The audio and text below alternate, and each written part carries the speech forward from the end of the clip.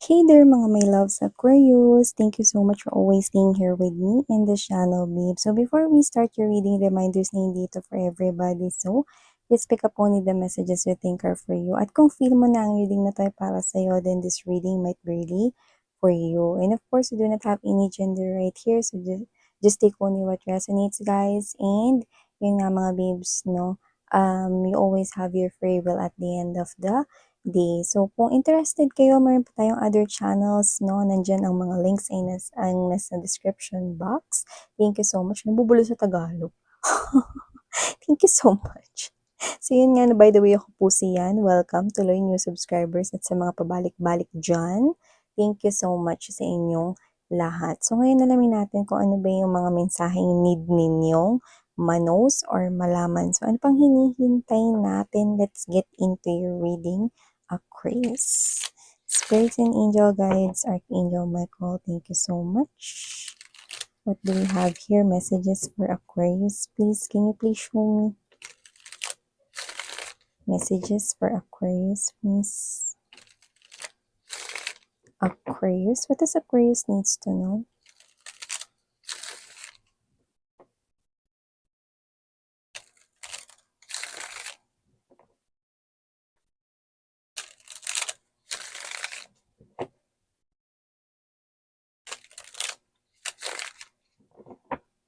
Okay, so let's go ahead and check this out for you guys. First message you've got right here for Aquarius is the Chariot. Dito nakikita ko nagmamadali ka, no? Parang may pupuntahan ka dito, no? So, nakikita ko na hindi ka lang dun saglit or hindi ka lang dun isang araw, no? Yung iba pwedeng, siguro baka mag-overnight din kayo dun, yung iba hindi nyo alam, no? So, nakita ko rito, no, na mas maganda na dala nyo na yung mga importante ninyong gamit like wallet, susi ng house, or susi ng car ninyo, yung mga importante nyong gamit, no? Make sure na dala-dala nyo na yan. Kasi yung iba unexpected na magsistay pa kayo doon sa lugar na yun, no, ng siguro mga overnight, kung shortest, no? Or yung iba baka hindi niyo alam, no, na mga 2 days, yung iba baka medyo almost a week. Yan, no?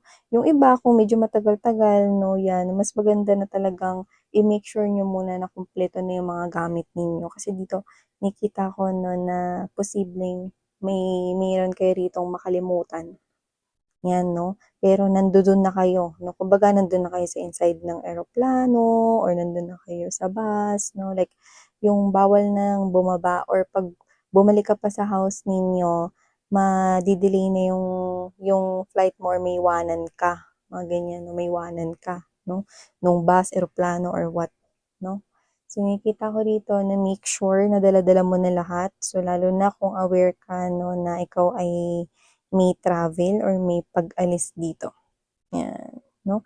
Pero pwede rin ito mga babes, no, na bago ka naman din bumaba sa sasakyan na yan, i-check mo, no? Kasi baka mamaya naka-borlogs ka pala. Borlogs. Nakatulog, no? Nakatulog ka pala, no? And then, hindi mo na malayan, no, na nalaglag pala sa lap mo yung phone mo. So, yan. Make sure bago ka bumaba, tingin-tingin ka dyan sa mga ginujupuan mo, no?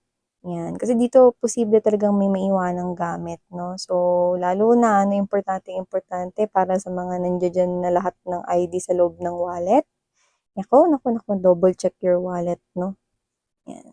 So, let's get more. We have here the Wheel of Fortune. This is something here good kasi nakikita ko dito na ito ay biyaya, no? Alam mo, dito nakikita ko, isa lang yung paparating na to ha, na biyaya na to. Pero for some reason, nakita ko rito ng posibleng may paparating pa. Pero maaaring merong parang gap, no? Kunwari, di ba may darating na biyaya, for example, let's say this week.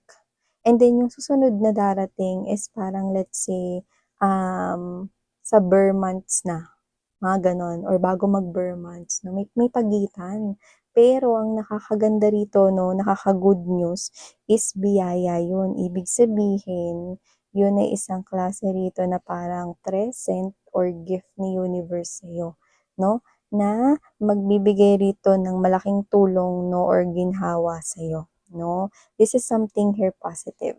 So kung may natanggap ka ngayong biyaya, no, asahan mo na may susunod pa diyan. Pero yun nga, no, hindi hindi siya yung as in 'pag natanggap mo yun ngayon, bukas meron agad, no? I think meron pagitan, no?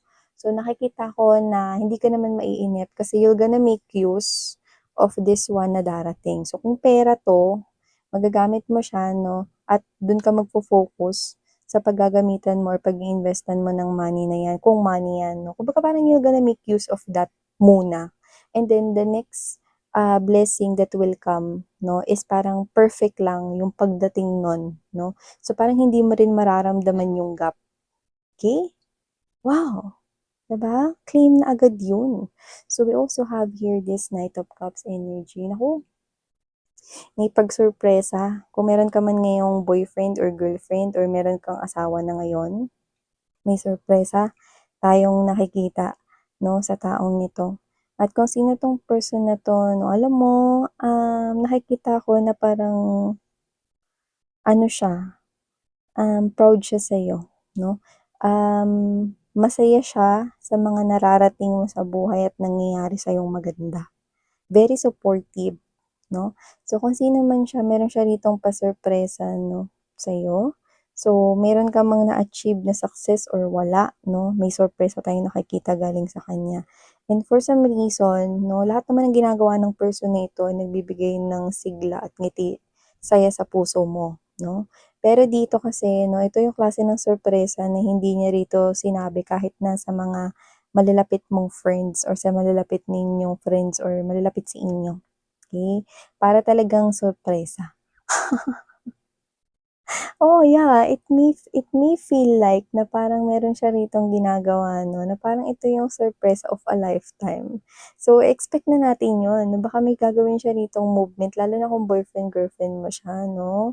Maaaring yung malaking sorpresa na yun is yun na pala yung gusto mo 'no, na marinig or tanong 'no, na, "Will you marry me?" 'no, baka maaaring ma-engage ka na or baka ikaw 'to na ginastusan ka niya 'no, tutuparin niya yung punta ninyong dalawa sa dream vacation na country ninyo, 'di ba? Mga gano'n.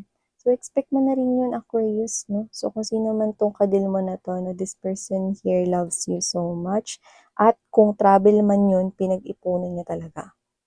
Mm. Yes, 'no? So, kung ano 'tong ibibigay niya sa'yo, this is something here na pinaghirapan niya. Surprise, eh, parang this is considering here na parang hindi lang 'to basta binigay niya sa'yo, inabot niya sa'yo. Parang ito yung parang tinatawag na one of the biggest moments. So, ibig sabihin magiging sobrang happy ka once you receive this from this person here. Wow! So, let's see more. We have here the Lovers. So, dito sa The Lovers, okey, nakikita ko dito that if you are single, someone here is coming. Lalo na kung may nanliligaw sa'yo ngayon single, akala mo yan lang yung manliligaw sa'yo, may paparating pa rito 'no. At kung sino 'tong paparating na 'to, nakikita ko mas magugustuhan mo 'to kaysa diyan. Mada-mada yung reader. Yun yung nakita ko rito, eh, 'no. Mas magugustuhan mo 'tong bagong paparating kaysa diyan sa nanliligaw na sa'yo, 'no. At kung wala pang nanliligaw sa'yo, expect it to happen here 'no, within 6 weeks from now or okey, let's say 'no, bago matapos yung 6 months, okey, meron ditong dalawang taong magpaparamdam sa'yo 'no, na ikaw ay kanilang crush or gusto. These people here 'no, will tell you how much they like you. Pero nakikita ko rito na kung sino yung parang medyo huli-huling dumating, yun yung nakikita ko na parang, mas lamang sa iyong puso. Yan yung nakikita ko here 'no. And para sa iba sa inyo na hindi yan love life, nakikita ko rito 'no, na unti-unting nagbubukas dito ang iyong, kaalaman pagdating yung mga knowledge or kaalaman 'no, na may kinalaman rito sa life, how to deal with problems. So yung iba baka, bumili kayo ng mga libro or kayo 'to na parang yung mga how to deal with toxic people, may mga librong gano'n na parang maeengganyo ka na magbasa ng ganyan 'no. And then yung iba, puwedeng hindi yung gano'ng bagay pero may kinalaman sa life 'no. Mas lalo magbubukas rito yung parang mas malalim na, understanding ninyo on how to deal with life, no? At nakikita ko dito na makakatulong yung mga malalaman ninyo, no? Kasi galing yun sa mga tao, no? Lalo na kung ikaw ay mahilig magbasa, no? That is for few of you guys, no? Pero I encourage you na, yung makinig kayo, no? And then, magbasa kayo ng mga libro na patungkol sa life itself, na marami ritong mga tao na based sa kanilang experiences na is posibleng makatulong sila sa mga pinagdadaanan or pagdadaanan mo. Yan. And also we have here this Seven of Cups energy. Nakita ko dito marami kang makakausap. May makikilala ka rin dito, puwedeng mga friendships or bagong makakilala 'no, lalawak yung connection mo. Puwedeng sa trabaho or puwedeng sa iyong, friends 'no, madadagdagan ng friends mo rito 'no. Nakita tayo rito 'no, na marami kang kinakausap, like nakikita kita na nagiging, sociable ka like, "Uy, kamusta ka na?" 'no, "Ay, ito nga pala, naku, pakilala ko sa'yo 'to 'no, ito yung katrabaho namin, one of the best, blah, blah, blah." Gano'n yung kita ko rito 'no, and then these people here will inspire you 'no, to take more, para maging mas motivated ka 'no, to take more steps 'yan 'no, to your success 'no. So, kung trabaho ito may mga makikilala ka rito 'no na, mga bagong tao 'no, dun din sa field na puwedeng related sa kung ano yung trabaho or negosyo mo 'no, makatutulong sila sa'yo rito 'no, at posibleng maging kaibigan mo pa sila.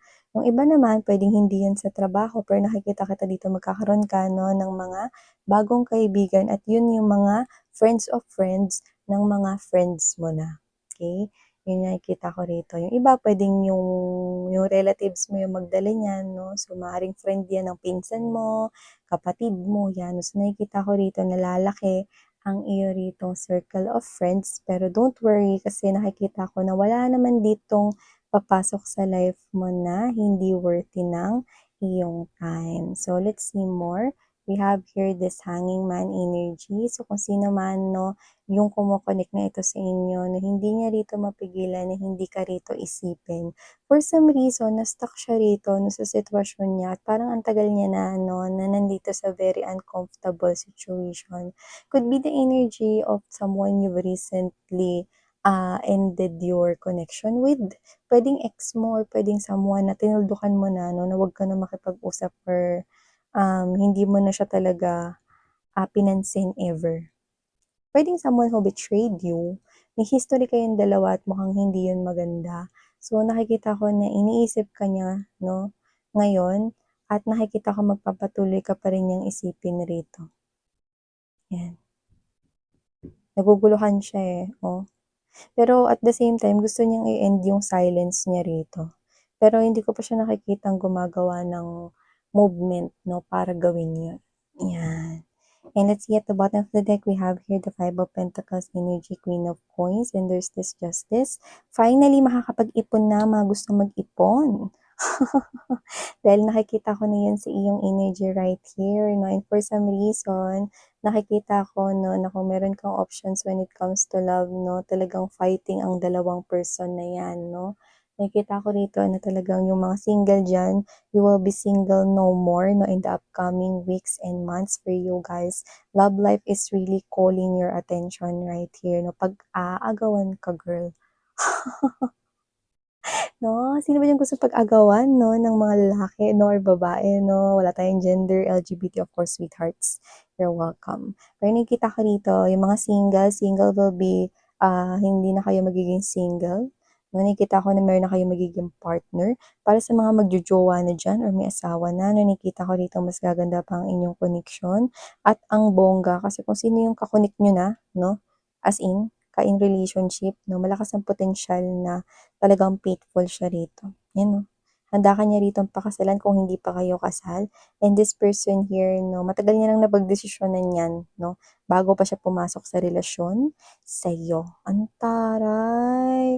So dito nakikita ko na sinasabi na kung meron ka mang gusto ritong bilhin online 'no, kung umorder ka man sa Shopee or may in-add to cart ka diyan sa Lazada, sa Lora, puwede mo naman daw yan i-check out kasi nakikita ko ritong may perang paparating sa'yo, Aquarius. Yus, antaray. So, yun na nakikita ko here for you guys, no? Thank you so much for your time spent here in Sarangheo Love and Light. Ani.